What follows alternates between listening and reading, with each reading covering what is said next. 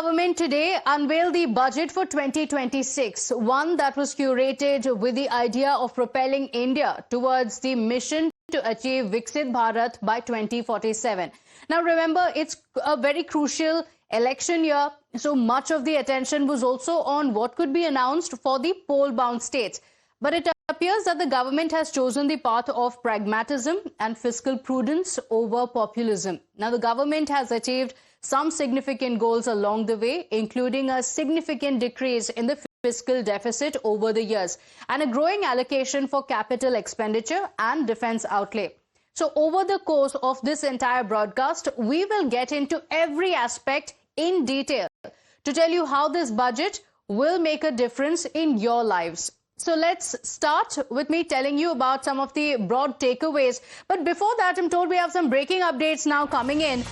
Now, this is the first reaction coming in from the Kerala Chief Minister Pinarayi Vijayan as the government announces the rare minerals corridor, with the Kerala Chief Minister launching a big attack, going on to call this move dangerous and even going on to say that this is a move to appropriate minerals, going on to claim that minerals from this state will be given to private entities. That's a claim that has been made by the Kerala Chief Minister. Pinarayi Vijayan's big attack, where he has gone on to say that minerals from the state will be taken over. That is the claim that he has made. In fact, he goes on to say that the minerals will be given to private entities. He says that Kerala has been completely ignored in this budget, going on to even say that Nirmala Sitharaman seems to have forgotten that Kerala exists on the Indian map. That's his big attack. And remember, a lot of political leaders are also hitting out at the center, saying that while there are elections scheduled, there is nothing that has been given to the states, and not just the election-bound states, but even the other states. But on the issue of the rare minerals corridor, here is what the Kerala Chief Minister has gone on to say. The centre's move to appropriate Kerala's mineral resources is extremely dangerous. Pinarayi Vijayan going on to say that the provisions in the union budget facilitate mining by private monopolies. Even strict environmental regulations are being diluted to fast-track environmental clearances in favor of the private sector. So my colleague Arpita is joining us on the broadcast with the details. And Arpita, one that is being claimed as a game changer for the states is now being branded by the Kerala Chief Minister as something that will take away the minerals from the mineral-rich state. What is the attack by the Kerala Chief Minister? Well, the Chief Minister now, while addressing a rally, he has spoken on the budget, and one thing that he spoke about was about AIIMS. This thing, even the Congress had taken note of, because Congress and the LDF both together, they've been saying that BJP had promised Kerala that Kerala will get an AIIMS. In 2016 itself, they had promised, but it's been more than 10 years. Even now, even in this year's budget, Kerala has not got any AIIMS. In fact, Chief Minister has now gone on to say that Kerala is a state which is known for its healthcare, and also for the state known for its healthcare. But even then, in spite of central government saying that we will provide an AIIMS for Kerala, even in this year's budget, the central government has not allocated AIIMS, is one claim that Chief Minister has made. And the other thing he has said is that again this year, Kerala has not got enough allocation of fund. This is something that the LDF government has been saying since a long time. They've been saying that Kerala is being neglected by the centre. So the Chief Minister has said that this is like a revenge that BJP is taking with the state, because BJP knows that Kerala is a place where people won't accept them, and that is why they are not allocating proper funds. Okay, all right, Arpita, thank you for joining us with those details. So what is this rare earth corridor? We're going to be talking about that. Let's get you in detail what it means and more. But first up, let me also get you the key takeaways from this budget. What are the key takeaways that you should remember? How is it going to affect your life? Let's talk about that. The focus is on the three core duties for Viksit Bharat. So the government making it clear that this is a long-term vision, going on to say that we want to Viksit Bharat by 2047, and that is how this budget has been presented. So there are structural reforms for sustained development. Apart from that, capex boost to drive the economic momentum as well. In fact, it has also put the focus on 6 areas for long-term stability, and also spoken of Gati Shakti boost via road, railways, waterway. So in fact, a lot of focus has been given towards infrastructure as well, saying it is going to boost our vision for Viksit Bharat. One takeaway is, of course, the 10,000 crore SME growth fund to boost engines of employment. In fact, jobs are at the very heart of this entire budget. We break down those details for you as well. You remember that during the elections as well, one issue that has been raised by the opposition time and again is that of unemployment. So job creation is at the heart of this budget. But the Prime Minister also highlighted how this budget highlights the aspirations of the 140 crore Indians and is one that will strengthen the foundation of India. ये budget अपार अवसरों का राजमार्ग है। ये budget वर्तमान के सपनों को साकार करता है और भारत के उज्जवल भविष्य की नींव को सशक्त करता है। ये बजट 2047 के विकसित भारत की हमारी ऊंची उड़ान का मजबूत आधार है।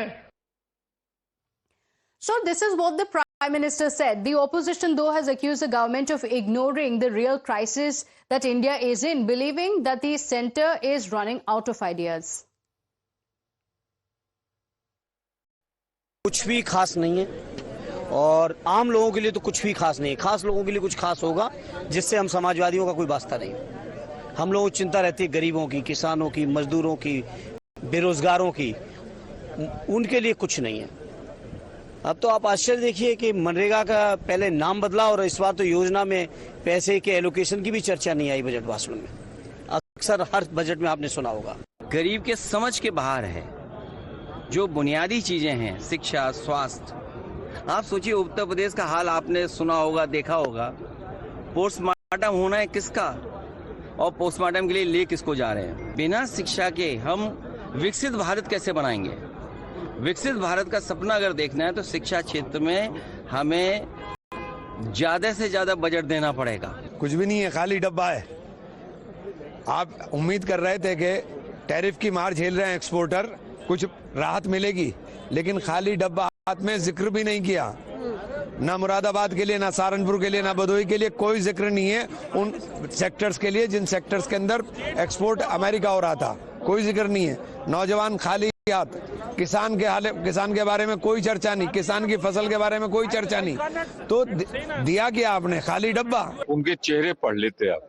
सबसे ज्यादा निराश और हताश कोई है तो आज भारतीय जनता पार्टी के सांसद, मंत्रीगण हैं। उन्हें समझ में नहीं आ रहा आप करें क्या। ये एक ऐसा झुंझुना दिया है जिस झुंझुने में आवाज नहीं। इस सेंसस क्यों गिर गया 2300 से ज्यादा, कोलैप्स कर रहा है। मैं कहना चाहता हूं किसानों के लिए क्या है, इनपुट बढ़ा है, आउटपुट नहीं। So is this a long-term vision budget or not? Joining us on the broadcast, Shrikant Karunesh, state spokesperson of the BJP Tamil Nadu. We have Kanika Singhal, business and policy advisor on the broadcast with us. Suraj Mehta, chief strategic officer of H&G, and Shashi Matthews, partner CMS Indus Law. We also have on the broadcast with us Dr. Pulla Rao, political analyst. And Dr. Pulla Rao, the opposition leaders have criticized the budget. The government says that it is a budget for Viksit Bharat 2047, that it is a budget that is aspirational. It has job employment opportunities, it has infrastructure boost, and it has everything with a long-term vision. You see, long-term is too long-term. 2047. Will any of these people be there around then? You know what the famous economist said, John Maynard Keynes, the greatest economist. In the long run, we are all dead. Think of tomorrow and the future comes quick enough. Public wants to know what you're doing now. You talked about employment, unemployment. May I just point out, on this very day last year, there was great fanfare, internships. Millions of internships would be created in big companies and government would finance them. And first year, there would be 1.5 lakh pilot scheme. Not one internship has come out from that plan. Not one. You see, what has happened is, whatever plans are announced today are conveniently forgotten. There is no planning commission to assess, audit, and tabulate these achievements or non-achievements. What do you know about last year's budget? Why don't you go back, see what was announced and what actually happened? And as far as, unfortunately, as far as the South is concerned, all the chief ministers, except in Andhra, don't belong to the BJP front. That's fair enough. But they were not consulted except ritualistically. If you consult people, when the planning commission was there, give and take, they would all be feeling a part of this process, ready to take the losses too. But there's no consultation. When there are schemes that are introduced for the states that are going to polls, the opposition often says that this is an election budget and nothing else. So if you're damned if you do and damned if you don't. But Kanika Singhal, is it true to say that, this is a long-term budget, but it's...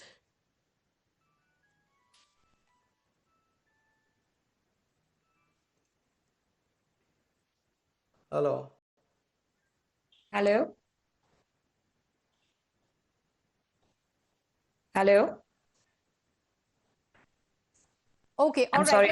Let me take this across to Suraj Mehta. On the criticism that this is a long-term budget, yes, but who knows what's going to happen in 2047? Is that what the government should be thinking on the immediate move of what should happen next? See, Pratibha, thank you for having me on this panel. I will be interpreting this budget purely from a manufacturing lens, coming and running a manufacturing company. This budget clearly outlays a clear path for capital capex infusion, and it clearly shows the priorities of the government, that now it will be from consumption based to capex based, manufacturing based budget. This in long term aligns with the Viksit Bharat vision laid down by the government start to 2047 vision of government. But coming to some statistics, the data itself shows that they have increased their capital expenditure allocation for the public sector to 12.2 trillion, which is almost 11.5% higher as compared to the previous financial year. Now, we all understand that we are into this global triage of geopolitical uncertainty, where trade has been impacted at a large. Global trade has been impacted. So I would say that here, rather than being a defensive budget, because we are constantly under the threat of tariff missiles from the West, this budget has been strategic to push Atmanirbhar to be how we can be self-reliant. If you see the allocation on the defense itself, it is showing that this year the defense allocation has gone to 7.8 lakh crores as compared to last year's figures, somewhere close to around 6.5 lakh crores. So the priority of government is very clear. They want to impetus the growth through manufacturing. Right. You're speaking about growth. Let's also take in a word from the government. What was the vision behind presenting this budget? Joining us on the broadcast is Union Minister C.R. Patil. Thank you very much for joining us. Mr. C.R. Patil, amid a lot of criticism, what the opposition has to say. First up, tell us, what was the government's intent on bringing this budget? What was the vision of the Modi government on the budget?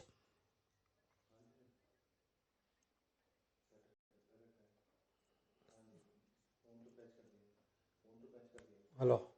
C.R. Patil ji, can you hear me? हाँ जी बोलिए। C.R. Patil ji, what was the vision of the Modi government budget लाने के लिए? जैसे Modi government has said that this is a budget keeping in mind Viksit Bharat 2047.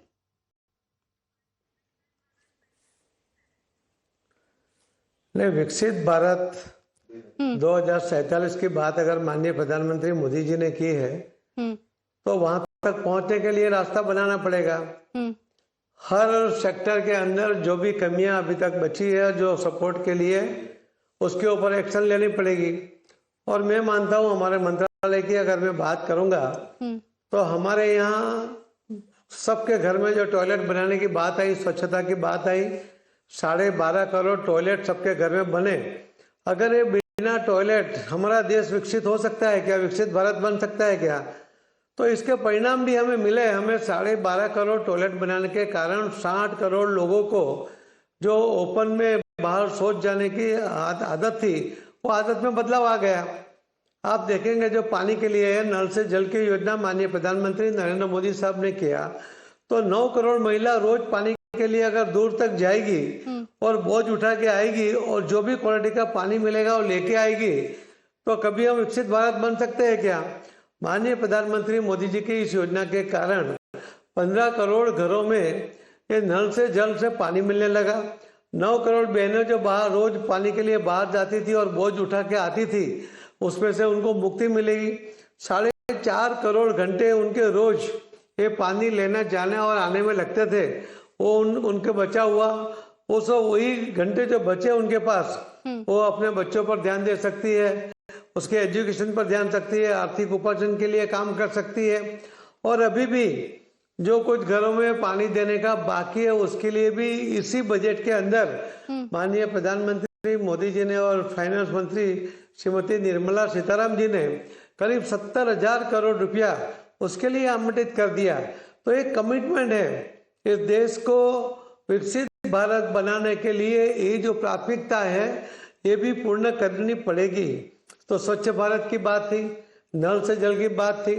आज प्रधानमंत्री मोदी जी ने इस बजट के अंदर जो निर्मला सीतारामन जी ने 550 करोड़ रुपया आवंटित किया, वो एमकेट के लिए किया है। तो सभी खेतों में एक पाइपलाइन से पानी मिले और ड्रिप सिस्टम से वो खेत में पानी का यूज हो, उसके लिए उन्होंने 550 करोड़ रुपया आवंटित किए हैं। एक पायलट प्रोजेक्ट है और पायलट प्रोजेक्ट के द्वारा ये जो किसान को ये पानी बचेगा तो उस पानी के कारण वो 2 फसल ले पाएगा, तो उसकी आमदनी बढ़ेगी। तो हर प्रोजेक्ट के पीछे उनकी एक दीर्घ दृष्टि है। माननीय प्रधानमंत्री जी ने जो भी निर्णय किए हैं वो दूर तक उसके परिणाम, दूरगामी परिणाम मिले, उसके लिए उन्होंने पूरी कोशिश की है। और उसी के कारण हम उसके अंदर देखते हैं, जैसे हमने नमामि गंगे की बात है, तो नदियों को जोड़ने की बात है। तो हमारे यहाँ गंगा एक पवित्र नदी है, मगर उसके अंदर कितने लोगों को आर्थिक उपार्जन मिलता है। ये नदी हमारे लिए अत्यंत महत्वपूर्ण है। तो उसको गंदी हो रही थी, उसको साफ करने के लिए पहली बार माननीय प्रधानमंत्री मोदी साहब ने पूरी कोशिश की और कई अंश तक उसमें अंदर सफलता भी मिली है। और उसके अंदर और 20,000 करोड़ रुपया उन्होंने आवंटित किया है कि जिसकी वजह से नदी, सभी नदियां जो नमामि गंगे में आती है और सभी साफ होनी चाहिए, उसका जल ये पीने लायक होना चाहिए। तो ये कोशिश विकसित भारत तक जाने के लिए ये कोशिश इस बजट के अंदर की गई है। और उसी के कारण एक बजट के अंदर कोई युवा हो, महिला हो, वो दलित समाज का कोई होगा, वो किसान हो सकता है, वो सीनियर सिटीजन हो सकता है, सबके लिए कुछ न कुछ इस बजट के अंदर देते हुए पूरा देश को आगे बढ़ाने की जो चेष्टा इसके अंदर दिख रही है वो सफलता तक जाएगी, ऐसा मुझे विश्वास है। ओके, सीआर पाटिल जी, आप कह रहे हैं कि इस बजट में सबके लिए कुछ है, लेकिन ऑपोजिशन के कई नेता हैं जो खुश नहीं है बजट से। राहुल गांधी ने कहा है कि इस बजट में लोगों के लिए कुछ भी नहीं है। ममता बनर्जी ने कहा है कि ये हम्टी डम्टी बजट है। कुछ अन्य नेता भी हैं कांग्रेस पार्टी ने जिन्होंने कहा है कि ये एक डब्बा बजट है, इसमें किसी के लिए कुछ भी नहीं है। उनके लिए क्या जवाब देंगे? देखिए, ममता जी ने बंगाल की क्या हालत कर दी है आपको पता है। राहुल गांधी को कुछ कहने का अधिकार इसके लिए नहीं कि उनके परिवार ने 60 सालों से इस देश के ऊपर कब्जा था, एक चक्री शासन था। उन्होंने टॉयलेट नहीं दे पाए, उन्होंने घर में पानी तक नहीं दे पाए। ये सभी योजना ये माननीय प्रधानमंत्री मोदी साहब ने 11 साल में कर दी। अगर ये पहले 10 साल में हो जाता तो आज देश कहाँ होता। तो ये जो अभी ये कहते हैं, उनको कहने का कोई अधिकार नहीं है। आज विकसित भारत की ओर देश बढ़ रहा है, सर्वांगीण विकास की जो बात है, हर सेक्टर के अंदर देश आगे बढ़ रहा है और ये पूरी देश और दुनिया जानते हैं। वो कंपेयर तक नहीं करते कांग्रेस के शासन के साथ, क्योंकि वहां कंपेयर करने जैसा कुछ है ही नहीं। मगर ये 10 साल 11 साल के अंदर जिस तरह से काम हुआ वो सभी सेक्टर को ध्यान में रखकर हुआ है। आज हमारे यहाँ जो स्टार्टअप हमने कभी सुना नहीं था, आज करोड़ों बच्चे, करोड़ों युवा अपने टैलेंट के साथ स्टार्टअप लेके आगे जा रहे हैं।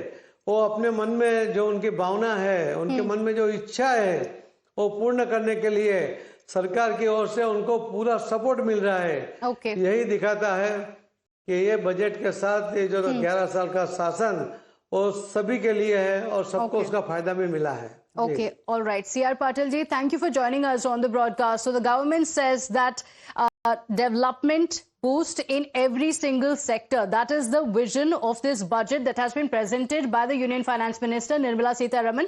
The opposition has not really agreed.